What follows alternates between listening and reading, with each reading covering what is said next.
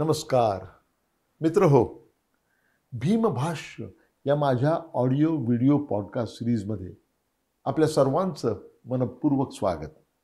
भीमभाष्य या दृकश्राव्य महामालिकेमध्ये महामानव डॉक्टर बाबासाहेब आंबेडकरांच्या बहुआयामी प्रतिभेचे 25 वेगवेगळे पैलू मी आपल्यासमोर उलगडून दाखवणार आहे.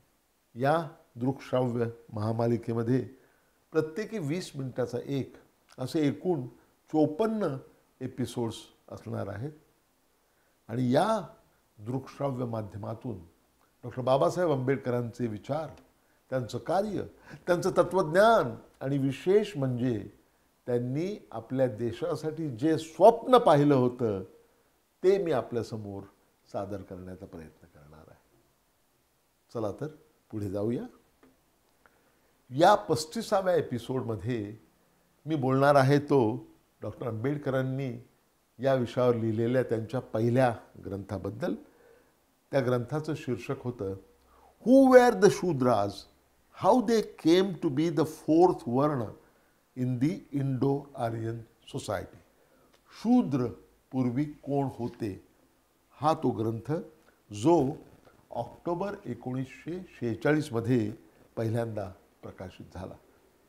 डॉक्टर आंबेडकरांनी मानववंशशास्त्रावर लिहिलेला हा पहिलाच मोठा ग्रंथ डॉक्टर बाबासाहेब आंबेडकरांनी हा महान ग्रंथ महात्मा ज्योतिबा फुले यांना अर्पण केलेला आहे.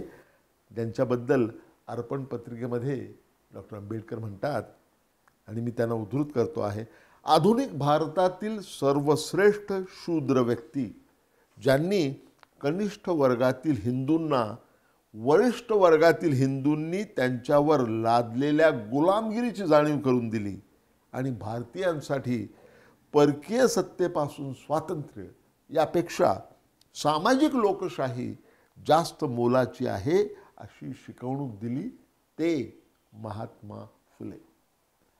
डॉक्टर आंबेडकरांच्या या महान पुस्तकाचा संक्षिप्त गोषवारा मी तुम्हाला सांगणार आहे आणि तोही त्यांच्याच शब्दामध्ये. पहिल्यांदा ते बोलतात, चर्चा करतात ते शूद्र हे कसं एक कोडं आहे याबद्दल.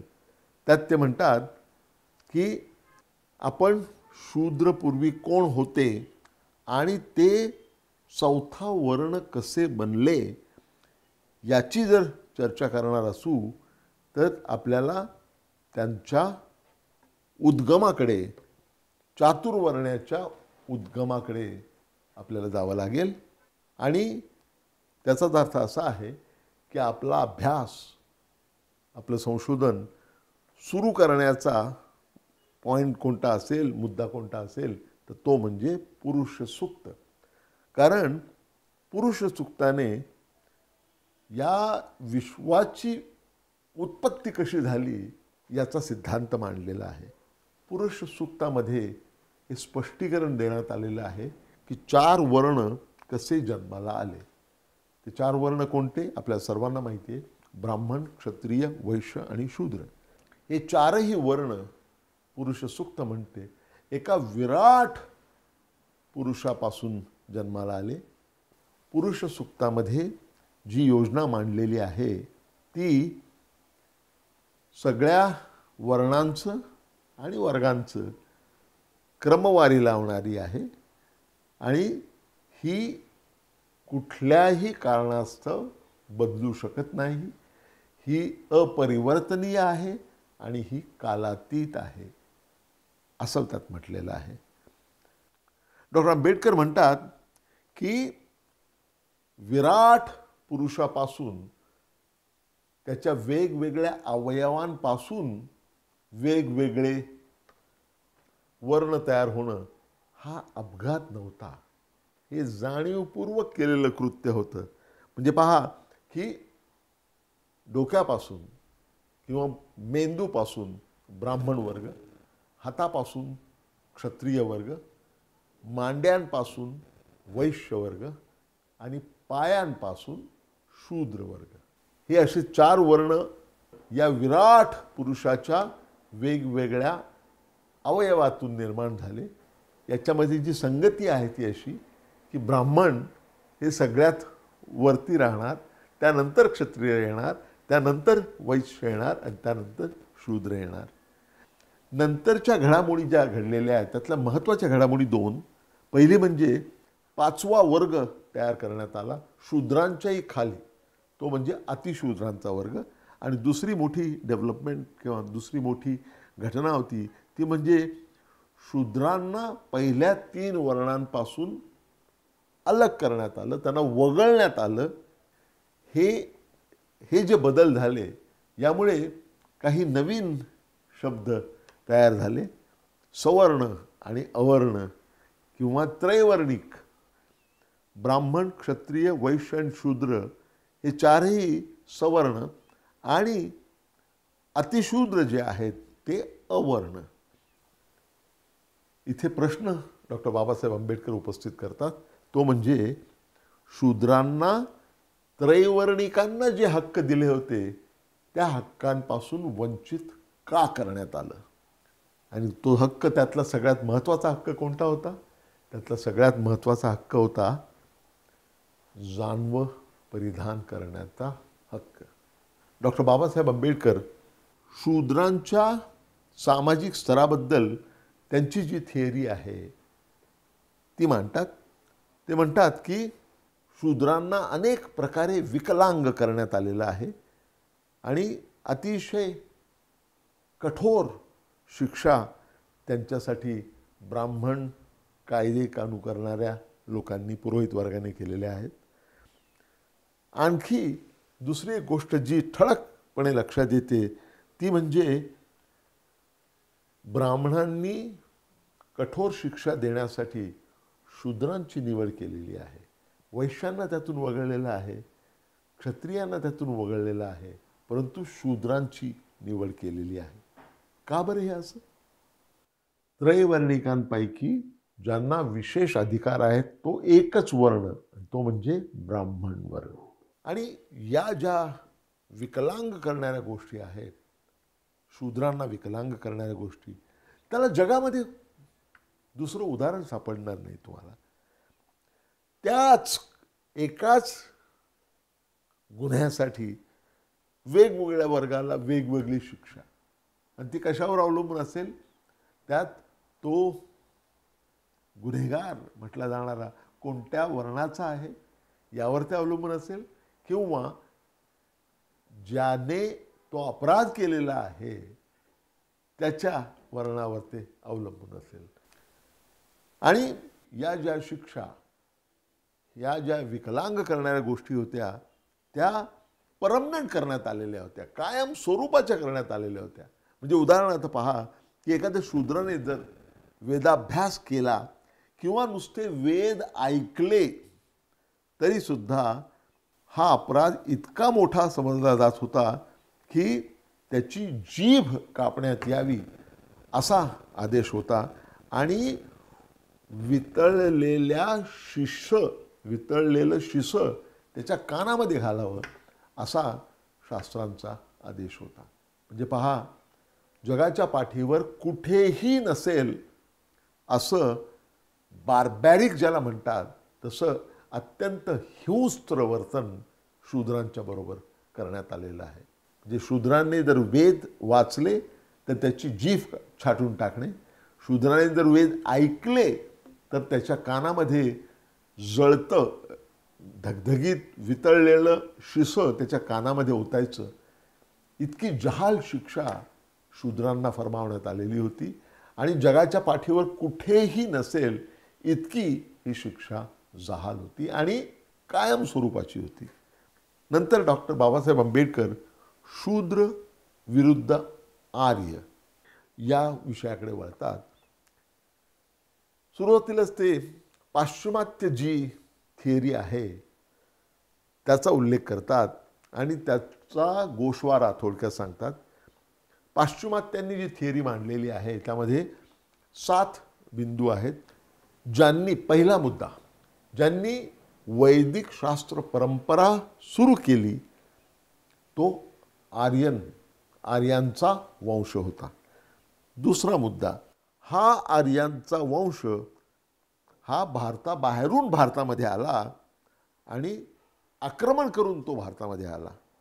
तिसरी गोष्ट, भारताचे जे स्थानिक लोक होते ते होते दास आणि दस्यू, जे आर्यांपेक्षा वंशाच्या दृष्टीनं वेगळे होते.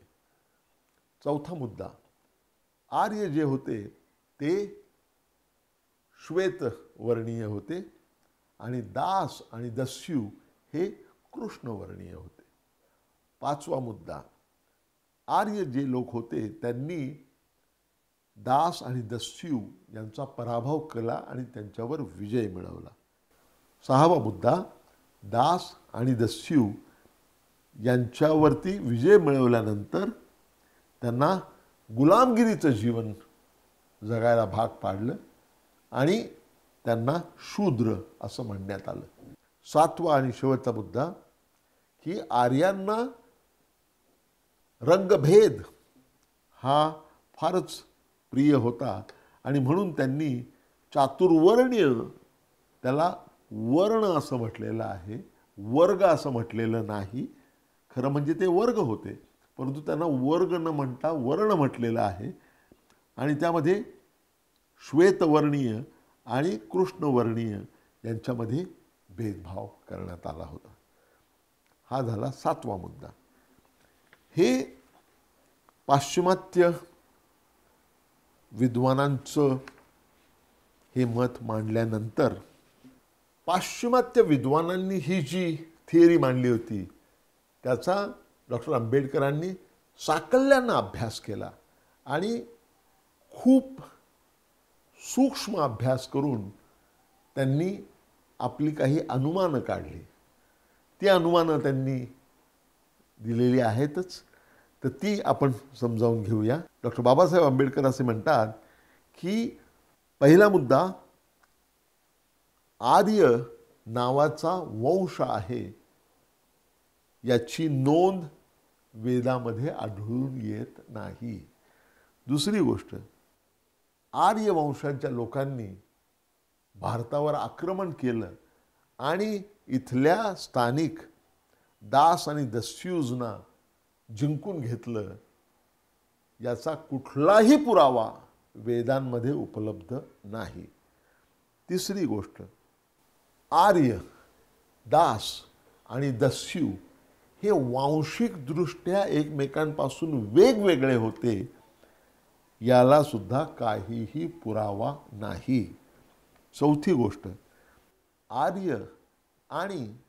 आर्य एका बाजूला आणि दास आणि दस्यू दुसऱ्या बाजूला असा रंगभेद त्यांच्यामध्ये होता यालाही कुठलाही पुरावा नाही. म्हणजे आर्यवंशीय लोक श्वेतवर्णीय होते आणि दास आणि दस्यू हे कृष्णवर्णीय होते या म्हणण्याला कुठलाही आधार नाही. हे डॉक्टर आंबेडकरांनी सिद्ध केलेलं आहे. नंतर डॉक्टर आंबेडकर आर्य विरुद्ध आर्य या विषयाकडे वळतात. डॉक्टर बाबासाहेब आंबेडकर म्हणतात की जे लोक असं समजतात की आर्यवंशीयांनी भारतावर आक्रमण केलं आणि दास आणि दस्यू यांना त्यांना पराभूत केलं आणि गुलामीचं जीवन जगायला लावलं, हे मानणारे जे लोक आहेत त्यांना ऋग्वेदातल्या काही ऋचांचं स्मरण डॉक्टर बाबासाहेब आंबेडकर करून देऊ इच्छितात. त्यांनी दिलेलं आहे की काही ऋचांमध्ये अगदी स्पष्टपणे उल्लेख आलेला आहे की आर्यांच्या दोन वेगवेगळे समाज भारतामध्ये होते आणि हे केवळ वेगळेच नव्हते, ते एकमेकांशी शत्रुत्व राखून होते. त्यामुळे दोन वेगवेगळ्या प्रकारचे आर्यवंशीय असणं हा काही प्रतिपादनाचा विषय नाही, ही वस्तुस्थिती आहे ज्याची नोंद यांनी घेतलेली आहे, ऋग्वेदामध्ये घेतलेली आहे. त्यानंतर डॉक्टर आंबेडकर म्हणतात आणि भरपूर पुरावा देऊन डॉक्टर आंबेडकर असं म्हणतात, असं दिसतं की आर्यवंशीयांमध्येही दोन वेगवेगळी तत्त्वज्ञानं होती. त्यापैकी एक आर्यवंशीयांचाच एक जो मोठा गट होता तो चातुर्वर्ण्यावर विश्वास ठेवत होता आणि दुसरा जो वर्ग होता तो चातुर्वर्ण्यावर विश्वास ठेवत नव्हता. आणि हे दोन्ही वर्ग, चातुर्वर्ण्यावर विश्वास ठेवणारा वर्ग आणि चातुर्वर्ण्यावर विश्वास न ठेवणारा वर्ग असे आर्यवंशीयांचे दोन्ही गट कालांतरानं एकत्र आले. त्यानंतर डॉक्टर बाबासाहेब आंबेडकर शूद्र आणि दास यांच्याबद्दल बोलतात. शूद्र कोण होते? एक दृष्टिकोन असा आहे की दास आणि दस्यू हे पूर्वी एकतर जंगली लोक होते किंवा ते नॉन वेदिक म्हणजे वेदांवर विश्वास नसलेल्या आर्य जमाती होत्या. डॉक्टर बाबासाहेब आंबेडकर असं म्हणतात की मनू असं म्हणतो की काही विशिष्ट अटींचं पालन झालं तर 7व्या जनरेशनमध्ये शूद्र हा ब्राह्मण होऊ शकतो. अशा प्रकारची कल्पना मुळी करताच आली नसती जर शूद्र हे आर्य नसते तर. शूद्र हे आर्यच होते याला अत्यंत ठोस पुरावा जो आहे तो स्वतः कौटिल्याच्या अर्थशास्त्रामध्ये दिलेला, कौटिल्याच्या अर्थशास्त्रामध्ये, ज्यामध्ये असं म्हटलेलं आहे की शूद्र हे आर्यवंशीय होते हे निसंदिग्धपणे म्हणता येऊ शकतं. यानंतरचा प्रश्न असा आहे की शूद्रांना गुलाम करण्यात आलं हे खरं आहे का? डॉक्टर बाबासाहेब आंबेडकर म्हणतात संपूर्णपणे बकवास आहे. शूद्रांनी त्या काळी राजांच्या राज्यारोहण समारंभामध्ये त्यांना आमंत्रित केलं जाई आणि त्यांना मानाचं स्थान होतं. याचा पुरावा म्हणून ते दाखवतात की महाभारतामध्ये ज्यावेळी युधिष्ठिराचं राज्यारोहण समारंभ होता त्यावेळी तिथे शूद्र तिथे उपस्थित होते आणि त्यांना मानाचं स्थान देण्यात आलं होतं. मनूने असं म्हणणं की विशिष्ट अटीवर 7 जन्मानंतर शूद्र हा ब्राह्मण होऊ शकतो, यातनं पहिली गोष्ट स्पष्ट होते ती अशी की शूद्र हे राजे होते आणि शूद्र हे मंत्री होते आणि त्यांचं स्थान हे काही बाबतीमध्ये ब्राह्मणांच्या बरोबरीचं होतं. म्हणजेच शूद्र हे दरिद्री आणि कमी दर्जाचे किंवा खालच्या स्तरातले लोक नव्हते, ते श्रीमंत होते. आता सगळ्यात महत्त्वाचा प्रश्न डॉक्टर आंबेडकरांनी उपस्थित केलेला आहे ते म्हणजे वर्णांची संख्या नेमकी किती, 3 की 4? डॉक्टर बाबासाहेब आंबेडकर या निष्कर्षाप्रत येऊन पोचतात की एक काळ असा होता की आर्य वंशाचा जो समाज होता त्या समाजामध्ये फक्त 3 वर्ण होते, ब्राह्मण, क्षत्रिय आणि वैश्य.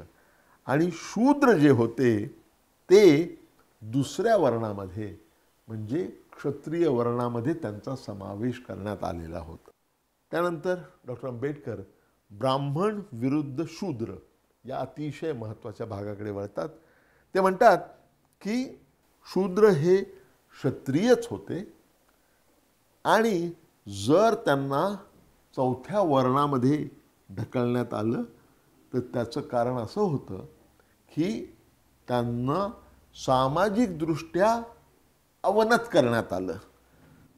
आता प्रश्न असा आहे की असं अवनतीकरण शूद्रांचं का बरं करण्यात आलं? त्याला माझं उत्तर असं आहे की ब्राह्मण आणि शूद्र यांच्यामध्ये जोरदार संघर्ष झाला आणि सुदैवानं त्याचे अनेक पुरावे उपलब्ध आहेत.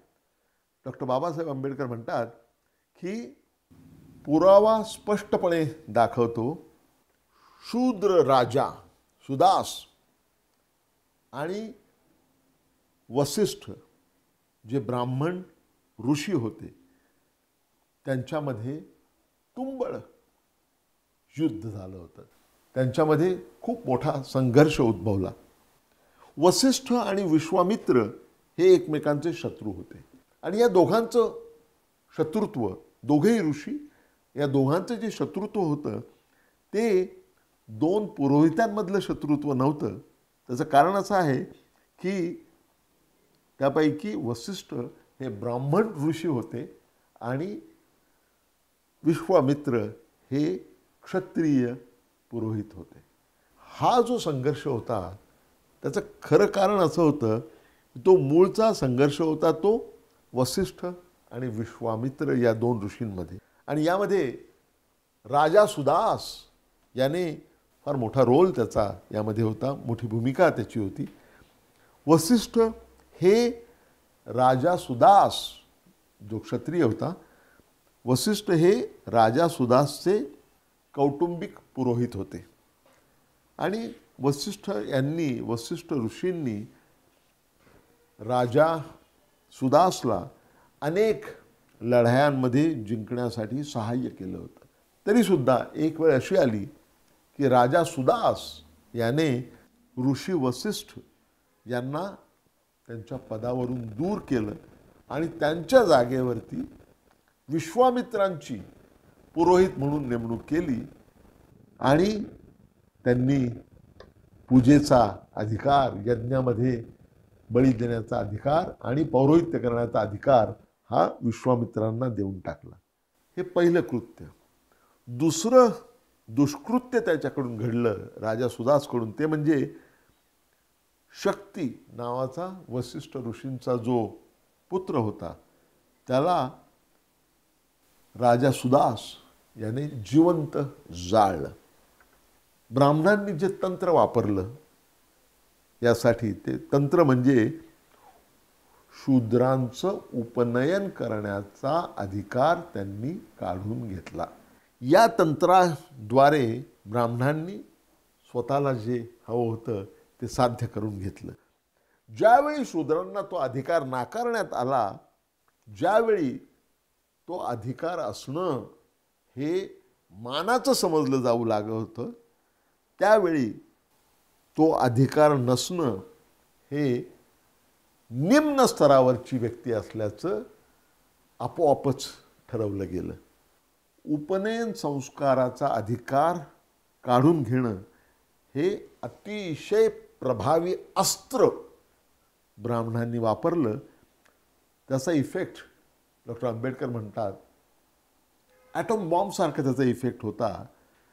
आणि त्या योगे त्यांनी शूद्रांवरती, ब्राह्मणांनी फार मोठ्या प्रमाणावर शूद्रांच्या विरुद्ध त्यांचा सूड उगवला. ब्राह्मणांनी शूद्रांविरुद्ध सूड उगवला.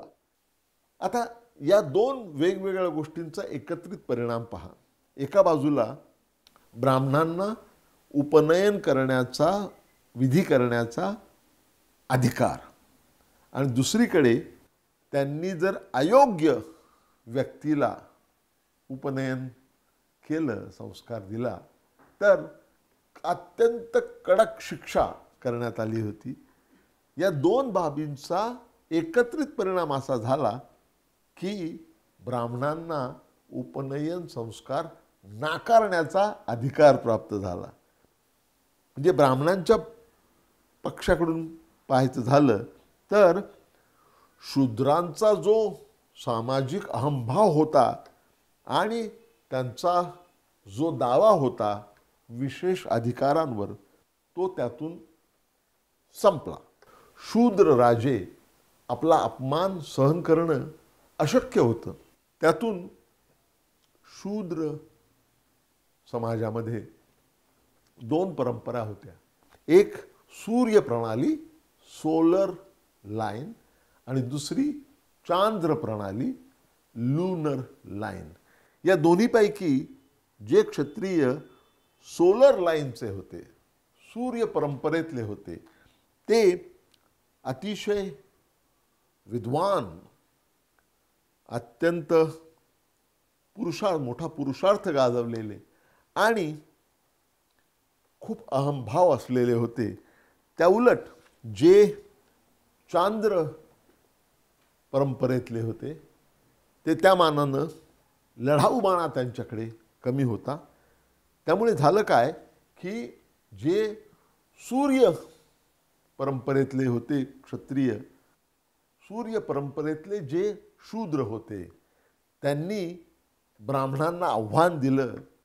त्या उलट जे चांद्र परंपरेतले होते त्या शूद्रांनी ब्राह्मणांच्या पुढे लोटांगण घातलं आणि ते त्यांचे गुलाम झाले.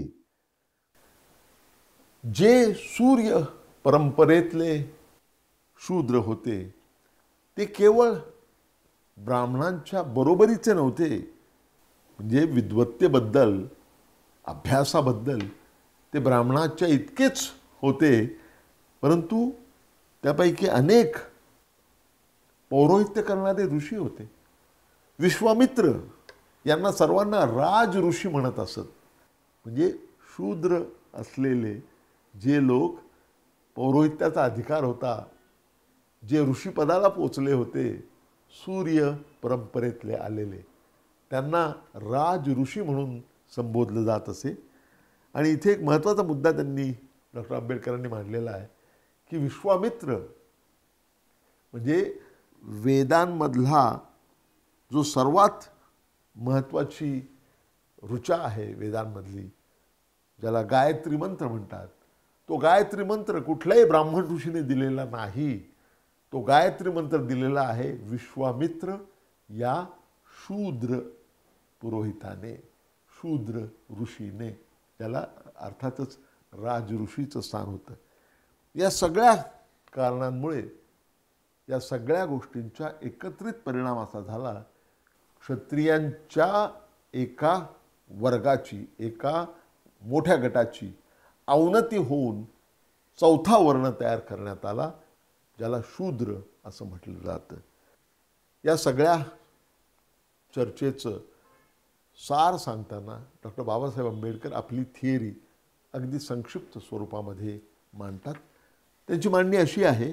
पहिला मुद्दा, शूद्र हे आर्य होते, आर्यवंशीय होते आणि सूर्य परंपरेतले आर्यवंशीय होते.